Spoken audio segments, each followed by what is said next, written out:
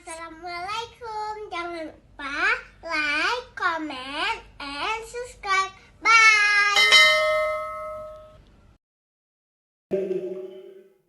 Ketika Rasulullah SAW lahir, maka beliau lahir dalam kondisi sebagai anak yatim. Apakah Rasulullah ketika lahir sudah dikhitan? Ada 3 pendapat. Ada yang mengatakan terlahir sudah dikhitan.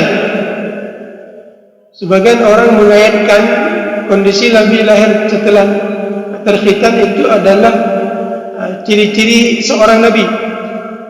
Ternyata disebutkan oleh Ibnu Qayyim dalam kitab Zadul Ma'ad menceritakan tentang peristiwa khitan Rasulullah SAW, bahwa bukan hanya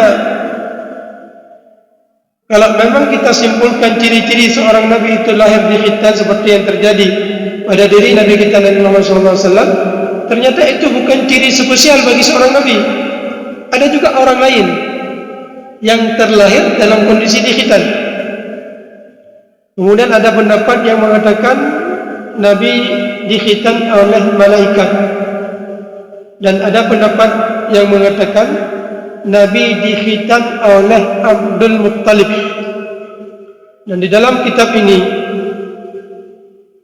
beliau menyebutkan bahwa Rasulullah SAW dikhitan oleh kakek beliau Abdul Muttalib. Kemudian setelah lahir, Nabi dipilih nama dengan nama Muhammad. Kita bertanya, apakah Muhammad ini adalah nama yang pertama di dunia ini yang disematkan kepada beliau, dan sebelumnya belum ada orang yang mempunyai nama Muhammad? Dijawab dalam kitab ini, wa hadzal ismu lam yakun ma'rufan fil Arab, dan nama ini tidak diketahui, tidak dikenal di dalam kalangan masyarakat Arab. Dan di dalam kitab Sirah Ibnu Hisham oleh muhakkiknya, yang menyusun kembali menulis kembali, menyalin kembali naskah Sirah Ibnu Hisham, beliau menyebutkan di bagian footnote-nya tidak seperti yang disebutkan dalam kitab ini. Sebelum lahir Nabi Muhammad sallallahu alaihi wasallam, sudah ada 3 orang yang tercatat memiliki nama Muhammad. Salah satunya adalah Muhammad bin Kada bin Mujashia. Siapa Muhammad ini? Kakek dari Al-Farazdaq, seorang penyair yang terkenal yang hidup di masa kerajaan Bani Umayyah. Jadi kakek beliau Farazdaq bin Fulan sampai kepada bin Muhammad bin Mujashia. Kemudian ada satu lagi yang beliau sebutkan juga, berasal dari kabilah Aus, Muhammad juga namanya. Dan ada satu lagi yang disebutkan juga bernama Muhammad. Dan pada saat kita pelajari dan kita kaji lebih dalam tentang sahabat-sahabat Rasulullah SAW, ada seorang sahabat Nabi yang bernama Muhammad. Siapakah dia itu? Muhammad bin Maslamah. Beliau penduduk Madinah. Ketika Rasulullah SAW hijrah ke Madinah, kemudian Rasulullah SAW disambut oleh penduduk Madinah yang sudah beriman, kebanyakan mereka kepada Rasulullah SAW. Ada salah seorang di antara mereka, walaupun umurnya lebih junior dibandingkan Rasulullah SAW, tapi tentu saja ketika Muhammad bin Maslamah diberikan namanya oleh ayahnya kepada beliau, itu sebelum Muhammad SAW diutus menjadi Nabi. Jadi sebelum Rasul kita diutus menjadi Nabi, tadi kalau kita sudah menyebutkan sesuai apa yang disebutkan oleh muhakkik kitab Sirah Ibnu Hisham, Mustafa As-Saqar, ada 3 Muhammad sebelum Nabi Muhammad sallallahu alaihi wasallam. Ternyata sebelum Rasulullah diangkat menjadi nabi, ada seorang yang lain yang bernama Muhammad bin Maslamah. Kemudian setelah Rasulullah diangkat menjadi nabi, Muhammad bin Maslamah ini beriman kepada Rasulullah sallallahu alaihi wasallam dan menjadi salah seorang sahabat terpenting Rasulullah sallallahu alaihi wasallam yang selalu dipakai dalam misi-misi peperangan. Muhammad bin Maslamah ini. Hadirin Allah. Setelah beliau lahir dalam kondisi yatim, kemudian dikhitan oleh sang kakek pada hari ke-7, kemudian kebiasaan masyarakat Arab membawa anak-anak mereka yang berada di kehidupan kota ke tempat perdesaan supaya mendapat pendidikan sejak mereka kecil, pendidikan keras, pendidikan kuat, pendidikan termasuk pendidikan bahasa, supaya bahasanya terjaga dengan baik. Mungkin kita akan bertanya, ya, kenapa kok enggak ditunggu sampai umur 5 tahun lah atau 10 tahun lah baru diasingkan dari pangkuan ibunya ke tempat perkampungan seperti tadi, di mana Rasulullah lahir di tempat pengungsian. Salahuddin Al-Ayyubi, di mana beliau lahir dalam perjalanan terusir dari tempat beliau. Maka sejak saat itu kondisi seorang bayi sudah berada dalam kondisi itu memberi pengaruh kepada kejiwaan seorang bayi. Begitulah kira-kira yang mungkin bisa kita ambil kesimpulannya. Rasulullah diantar ke Bani Sa'ad, tepatnya ke Sayyidah Halimah. Sayyidah Halimah As-Sa'diyah berasal dari Bani Sa'ad. Bani Sa'ad ini berasal dari kabilah Hawazin. Hawazin ini berasal dari suku Qais Ailan. Qais Ailan ini anak dari Mudar. Mudar ini kakek dari Rasulullah SAW, salah seorang kakek Rasulullah SAW. Mudar punya 2 orang anak. Satu namanya Ilyas. Dari Ilyas ini lahir Rasulullah SAW. Satu lagi Qais Ailan. Dari Qais Ailan ini lahir Halimah Sa'diyah, Halimatus Sa'diyah.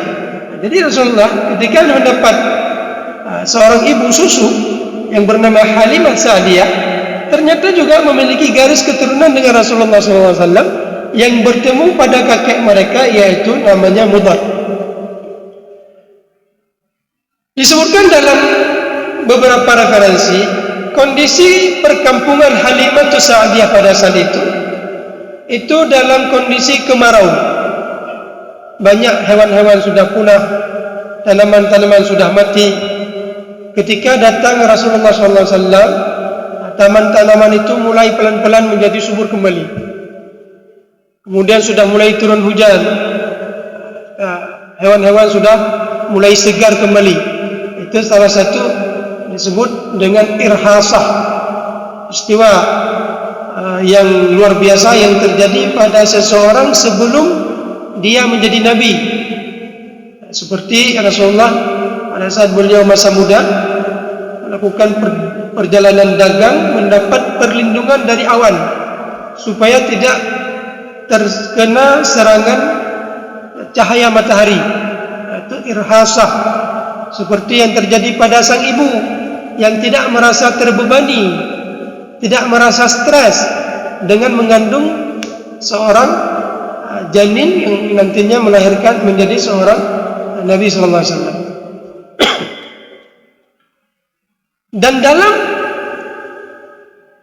masa-masa Rasulullah berada bersama sang ibu susu Halimatus Sa'diyah, ada satu peristiwa penting yang terjadi, yaitu peristiwa dibelahnya dada Rasulullah sallallahu alaihi wasallam.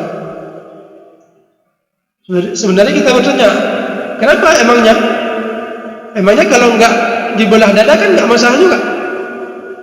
Kalau alasannya ingin dikeluarkan sesuatu yang tidak baik, kan malaikat itu punya cara. Tidak mesti harus secara real memperlihat kepada orang lain dibelah dada Muhammad sallallahu alaihi wasallam. Disebutkan oleh Syekh Ramadan Buti, memang seperti itu sebenarnya.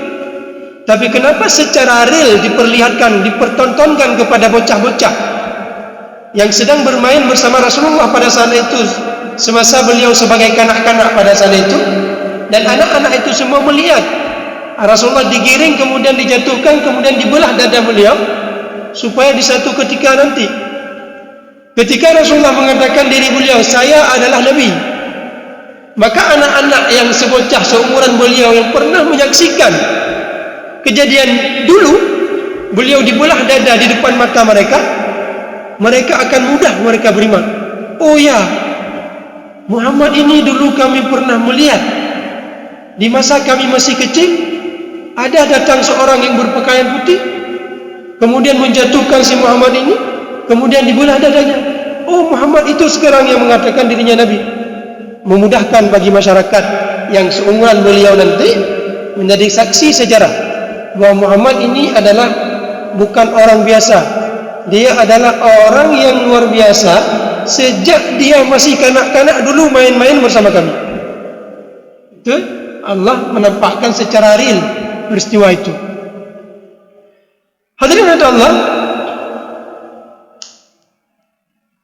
apabila tadi kita sudah menyebutkan salah seorang dari ibu susu Rasulullah, yaitu Halimatus Sa'diyah, maka Halimatus Sa'diyah ini juga berperan sebagai ibu susu untuk Rasulullah untuk paman Rasulullah SAW yang bernama Hamzah. Jadi Halimah juga ikut menyusui paman Rasulullah yang bernama Hamzah. Kemudian ada ibu susu yang lain yang pernah menyusui Rasulullah SAW, budak perempuan dari Thuwaibah, budak perempuan yang bernama Thuwaibah, budak Abu Lahab. Abu Lahab adalah seorang yang sangat bergembira dengan kelahiran keponakan beliau Muhammad SAW. Beliau jauh hari sudah bergembira. Setelah Muhammad lahir, beliau merdekakan seorang budak, Thuwaibah. Kemudian sang budak ini ditugaskan untuk menyusui Rasulullah SAW.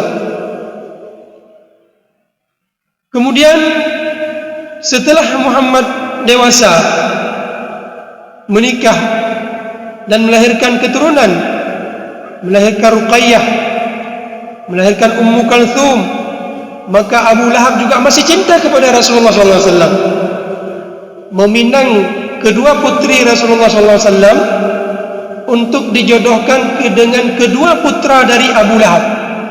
Salah seorang putranya yang bernama Utbah bin Abu Lahab, salah satunya bernama Utaibah bin Abu Lahab. Kedua-duanya sudah ditunangkan dengan Ruqayyah dan Ummu Kalthum. Tak lama kemudian, sebelum terjadi akad pernikahan, Rasulullah dipilih oleh Allah di umur beliau yang ke-40 dengan penanggalan tahun Hijriah. Penanggalan tahun Masehi mungkin sekitar umur 38. Maka kalau kita sudah berumur 38, berarti mental kita seharusnya sudah dewasa, seperti mental Rasulullah SAW pada saat dipilih oleh Allah menjadi Nabi. Ketika Rasulullah mengatakan diri beliau dan Allah meminta untuk menyebarkan dakwah pesan risalah ini kepada, khususnya kepada keluarga-keluarga terdekat, wa anzir ashiratakal aqrabin, maka salah seorang yang dipanggil adalah Abu Lahab. Di situ Abu Lahab kesal, yang dulu sangat cinta kepada Muhammad, memerdekakan budak demi Muhammad, meminta budaknya untuk menyusui Muhammad, menikahkan, mencoba atau ingin menikahkan kedua putranya dengan kedua putri Muhammad, ketika Rasulullah mengajak untuk beriman kepada Allah, di sinilah timbul kebencian yang luar biasa dari diri seorang Abu Lahab. Tabbat yada abi lahabi wa tab. Sampai Allah abadikan kebencian yang luar biasa yang dimiliki oleh Abu Lahab ini dengan dibalas dengan kebencian oleh Allah kepada Abu Lahab. Apabila salah seorang dari Utbah dan Utaibah tadi ingin dipinangkan, ingin dilangsungkan pernikahan dengan kedua putri Rasulullah SAW, maka setelah peristiwa ajakan Rasulullah untuk beriman kepada Abu Lahab ditolak Abu Lahab, maka oleh Abu Lahab meminta untuk diputuskan rencana pernikahan ini. Ada yang menyebutkan sudah dinikahkan, tapi ada yang menyebutkan belum dinikahkan. Maka diputuskanlah rencana pernikahan sehingga mereka tidak jadi menikah, dan nantinya dinikahi oleh Utsman bin Affan radhiyallahu anhu. Dia meninggal salah seorang dari adik Ruqayyah, dinikahkan oleh Utsman. Yang satu lagi Ummu Kalthum. Salah seorang dari Utbah dan Utaibah ini mencaci Rasulullah pada saat Rasulullah sedang berdakwah di Mekah. Maka Rasulullah mengatakan kepada penduduk Makkah pada saat itu, akanaka asadullah, atau kama qala sallallahu alaihi wasallam, kamu akan dimakan oleh salah seekor singa Allah. Ternyata salah satu dari anak Abu Lahab ini dimakan nanti oleh bukan asad ya, kilabullah, dimakan oleh singa nanti pada saat dalam perjalanan berdagang ke negeri Syam. Salah satu nama dari nama singa juga disebut dengan kilab dalam bahasa Arab. Dan salah satu lagi putra Abu Lahab ini nantinya masuk Islam pada saat terjadi Fathu Mekah.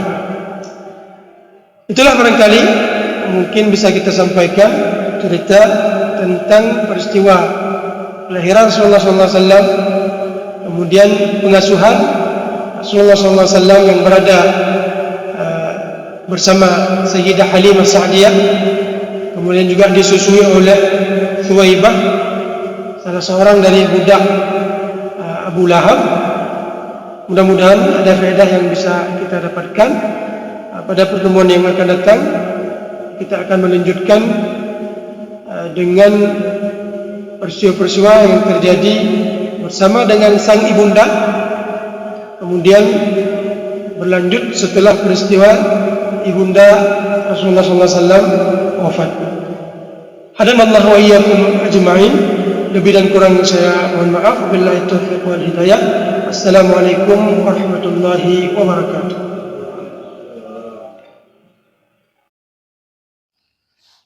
Terima kasih.